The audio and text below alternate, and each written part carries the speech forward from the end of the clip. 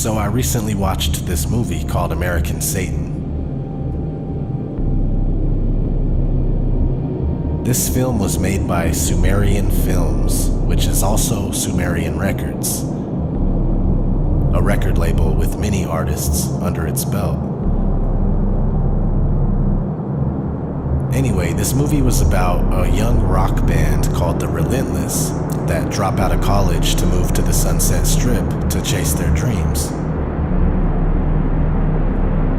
These kids live out of their van while hunting down live venues to perform their songs and make themselves known.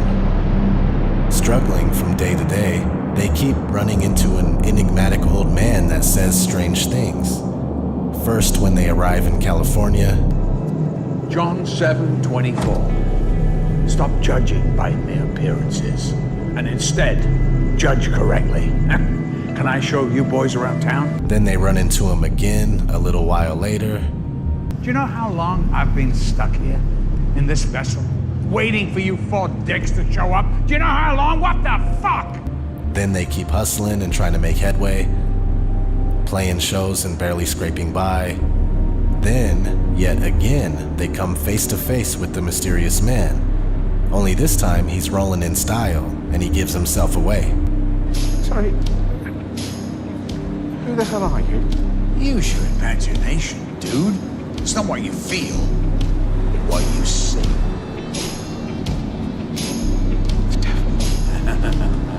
The whole devil worshipping thing's all fake. It's just shock value, tongue-in-cheek marketing gimmick. You know, let's ask Vic's Bible-hugging mom, huh? Shall we? Anyway, let's go on inside and have that drink. They go inside to sit down and have drinks and talk business. This is my favorite table. Done a lot of business at this booth. Oh, come on, guys. You don't actually believe this fucking bullshit, do you? Yeah, I mean, why us? Because I believe in you. And I know you came out here because you know what you're capable of. So do I. Pop stars, they're the ones who influence the masses. We're just a rock band. Pop stars are so fucking boring. Anyway, I've got most of them. Thank you. JC, Empire State of Mind. I love that lyric. Jesus can't save you. Life starts when the church ends. And then his little protege, Kanye. You know, I put him on the front of Rolling Stone magazine with a crown of thorns on his head. Total fucking blasphemy. Okay, right. Why exactly a band like us? Rock and roll, heavy metal. You know, you guys, you're so loyal to me. You wear me on your sleeve. Fucking mental. Have you ever seen Iron Maiden? They filled stadiums full of their fans, singing along to songs like The Number of the Beast. Or what about Van Halen? Running with the Devil, the Stones, Sympathy for the Devil. I'm not saying I'm Satan. Just saying that the devil is a catchy lyric. If that was all real, they would never put it out in the open. Check this out. See this? The pyramid in the eye. Do you know what that signifies? Illuminati. What does that writing say? He favors our undertaking. Yes, I do. And this? New Order of the Ages. Novus Ordo. Yeah. You know, the best place to keep a secret is right in front of someone. All right. Fine. I'm a believer. Are you speaking for everybody? All right, I'll take one. I'll take one. We perform a ritual ceremony. And then I will make you international icons. What's the ritual? Something very simple. Human sacrifice. Oh, come on. No fucking way. Needless to say, they agree to the ritual sacrifice, and boom!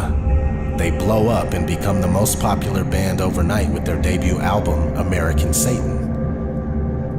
American Satan is AS. AS is 119, right? Backwards, it's 9/11. This album also reminds me of Marilyn Manson's album, Antichrist Superstar. American Satan, Antichrist Superstar. Both pretty much the same. Superstar, you could replace the word American with superstar, right? Everybody in America is a superstar or wants to be one. And Satan, Antichrist. So American Satan, Antichrist Superstar. Both very similar. Both AS 9/11. And let me say this, maybe these numerical outcomes or similar name patterns weren't devised by man sitting around in a room going, let's put this in there, let's make sure this is that, but rather the Matrix is speaking to us and at times through us, Reality itself, whatever it is heavily coded with hidden knowledge and messages when you're able to read between the lines. So anyway, the lead singer of The Relentless is cleverly named Johnny Faust, as in Dr. Johann Georg Faust, a German astronomer, alchemist, and magician from the mid-1400s. Just decades after his death, he became the subject of a folk legend where a man makes a pact with the devil in exchange for worldly pleasures and unlimited knowledge. This legend has had many adaptations over the centuries, leading all the way up to today.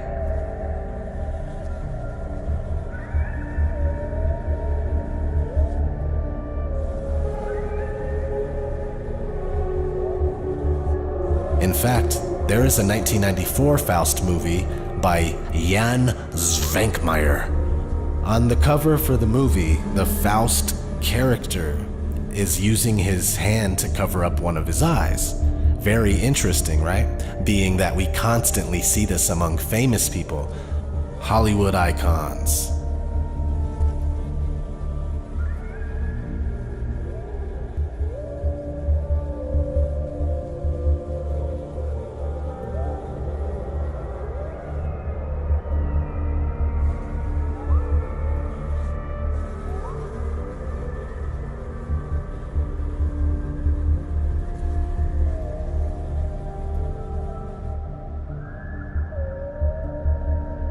Pop music stars.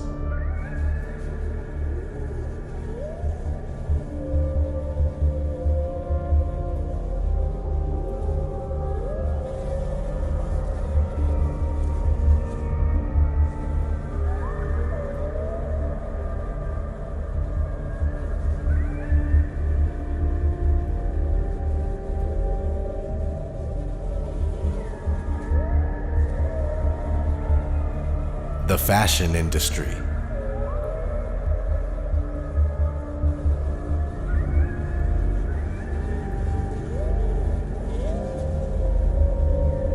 Movie posters.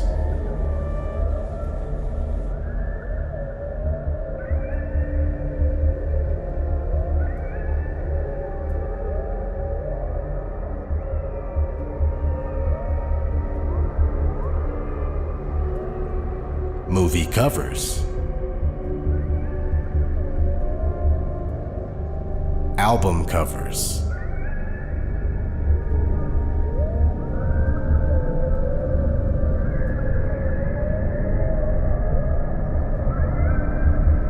Magazine covers.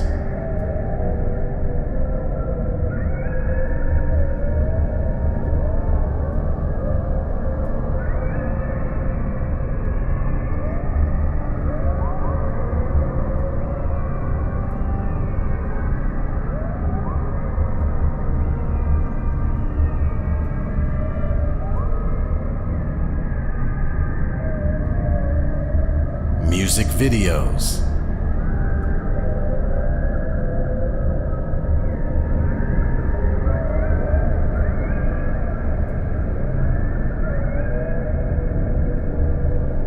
Products they sell at the grocery store. Ads for department stores. They even have the Einstein brothers doing it with bagels. And the list goes on and on. I could easily make a 5-hour video with how much of this stuff you can find. I'll admit it sounds funny and it seems completely ridiculous and unreal, but it's exactly like the man said on American Satan. The best place to keep a secret is right in front of someone. So we have the 1994 Faust cover with the guy covering one eye, and the story is about selling your soul. Let's listen to some words straight from the celebrities themselves. I sold my soul to the devil. I know it's a crappy deal.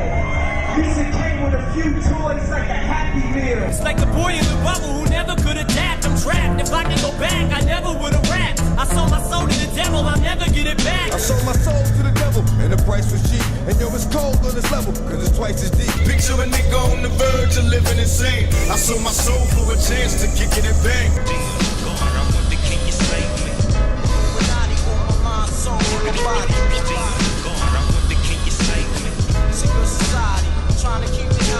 You know, I am misunderstood a lot at times. My music, my image, people have their whole thing about me, whether it be me being a devil worshiper or whatever. Besides them reading into my hand over my eye on my album cover. Why is your hand over your eye? Because I'm a devil worshiper. What are you talking about? I swear I wanted to be like the ENE Grande of music. Yeah.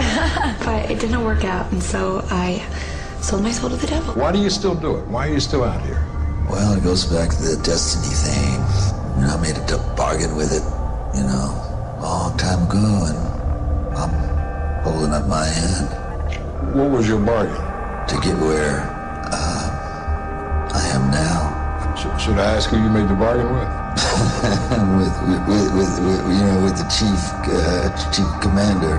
On this earth? And on this earth, and then in the world we can't see. I mean, I can try, but then it just doesn't happen. I can sing notes and sing strong and do all these things that when I'm just by myself, I can't do. And I remember right before I performed, I raised my hands up, and it was kind of the first time I felt something else come into me. If your ultimate goal is to be famous, then you're gonna do a lot to get there, like sign your name in blood in a contract with the devil.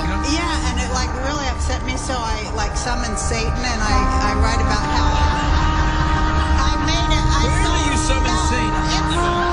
It's in the chapter called Eat, Pray, Love, Conjure Satan. And when I was 12 years old, I signed a deal with Satan in my room, and I was to... CBS doesn't condone this. Wait a minute. Because I wanted to get famous no matter what. Well, you know, there's a rich history of the devil in rock and roll. It goes all the way back to like Elvis was everyone said he's playing the devil's music. What was that great song, The Devil Went Down to Joe?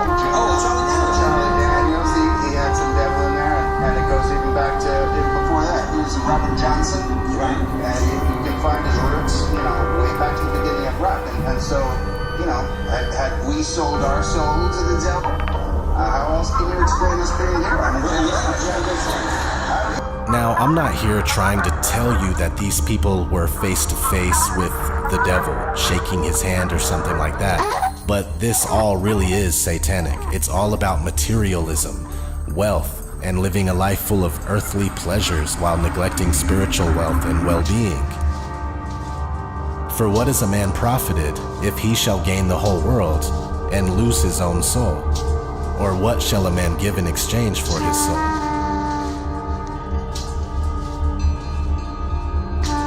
Satan is the god of this material world, and we are always under attack, being deceived, misled, manipulated, and tempted. This is why people celebrate Christmas, and we exchange material on Christmas and spend money. It's all about the one eye. This is why people that sold their soul for fame and fortune cover one eye. And this is why we have an all-seeing eye on the back of the most circulated currency in the world with the phrase, "In God we trust." It's not the God you were thinking of growing up. But like I was saying, forget about a red devil with horns, as that is only a symbol of the darkness that tries to influence people from a different plane of existence. Let's listen to some of the words from an interview with rapper DMX. And then I remember one day coming from the studio at 6 o'clock in the morning and pulling over on the highway. We like 4 cars, you know, just to watch the sunrise. And it was at that point that I fell in love with Arizona. I said, you know what, this has to be God's country. You know, because I'd never seen anything as beautiful as that sunrise. Then I met the devil in God's country.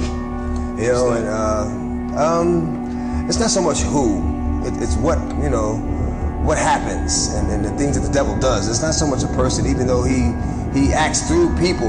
You know, you can't call one person the devil. You know, you can't call any one person the devil. You can't do that because no one person has enough power to be the devil.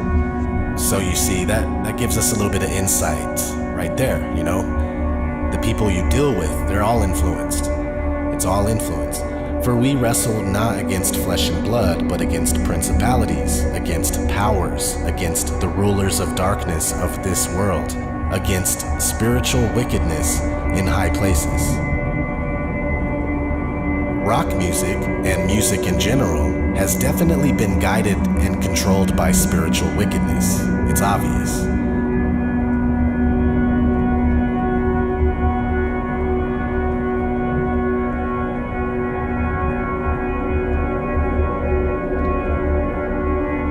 There are quite a few pictures of Anton LaVey, the founder of the Church of Satan, hanging with musicians and rock stars. Sammy Davis Jr., Marilyn Manson, King Diamond, etc. Rock music has always paid homage to Satan, and it's never been a secret.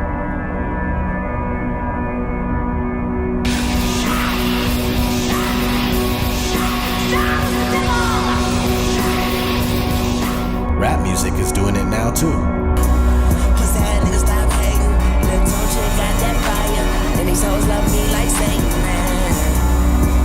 But back to rock music. Have you ever noticed the androgynous agenda? Most all male rock bands have all the members dressing like women, doing makeup and everything. This is, of course, paying homage to the Baphomet, which is their hermaphrodite god. It has a penis and a set of knockers. On its arms, which are pointing above and below, as above so below, it says solve and coagula, which means separation and coming together. This is an essential part of the alchemical process.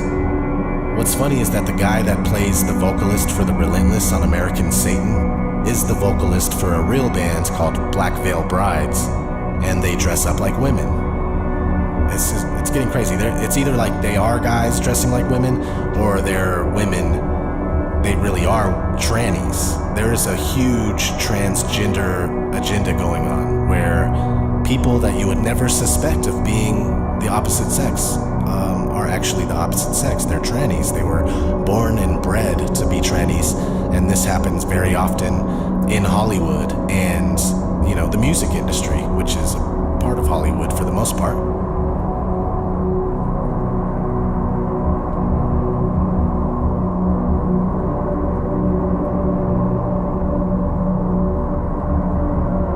Anyway, back to Baphomet and alchemy and stuff like that. The first Faust movie from 1926 is all about alchemy, and the 1994 version is made by a company called Athenor, and in Athenor is a furnace that maintains a steady temperature used by alchemists. Another interesting aspect of rock music is backmasking. Have you guys ever seen Little Nicky? I'll play a clip real quick. But wrap your minds around this, gentlemen. Oh, no. Chicago.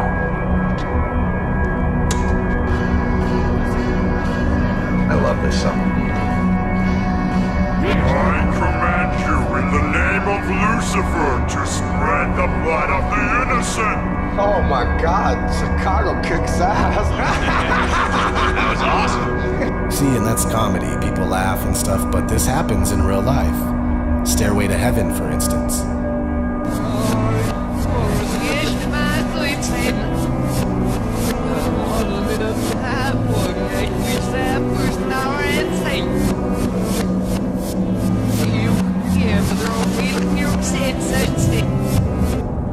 Sweet Satan. Can't make this stuff up. On the Beatles album entitled Sgt. Pepper's Lonely Hearts Club Band, Aleister Crowley is present in the collage. And Ozzy Osbourne has a song dedicated to Crowley. Mr. Crowley, what went on in your head? Oh, Mr. Crowley. It's always been there. See, you put it out in the open like this, like the music industry has done, like Hollywood has done. Put it out in the open, and people start to take it for granted. You just forget about it. You think it's funny. You think it's entertainment. You forget how real this all is. Johnny Cash, or JC, right, has a song and music video called God's Gonna Cut You Down, dedicated to the sad celebrities that sold their soul. You gotta watch the video. It's blatant. The list of connections between the music industry and Satanism goes on and on and on and on and on. Who wants to pray to the devil with me? Who's in with me? Come on, hey. Let me see those horns. Let me see those horns.